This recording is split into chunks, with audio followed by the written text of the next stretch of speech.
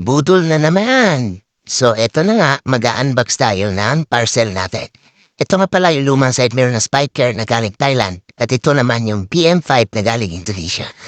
So, eto na. Tayo mag-unbox ngayon ng parcel natin na side mirror na in-order natin sa bansang Indonesia. Actually, yung unang nakakabit natin na side mirror sa NMAX version 1 natin ay yung Spiker na galing pa sa Thailand.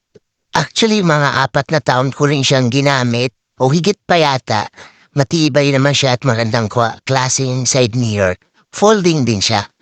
So, yun nga dahil nagustuhan ko yung side mirror na yun. So, umorder ako at napulit pa ko sa Shopee at Lazada. Unfortunately, wala na talaga akong makita. At yun nga, may nakita akong bagong disenyo. Pero halos wala naman silang pinagkaiba. Which is yung PM5 na gawang Indonesia. So, sinubukan ko siyang i-order para may kabit ko at mapalitan ko yung luma kong side mirror since nabasag kasi at natanggal yung isang side mirror. So, wala na talaga akong makita. So, eto na nga ginawa ko. Testing ko muna siya. Chinek ko kung okay ba talaga yung quality at satisfied naman ako sa dumating na product. Although sira-sira yung carton pero okay naman yung product na dumating. Nafo-fold siya. Yan, tinetesting ko. Ayos naman talaga siya. So, very satisfied ako dito sa na-order kong product na side mirror.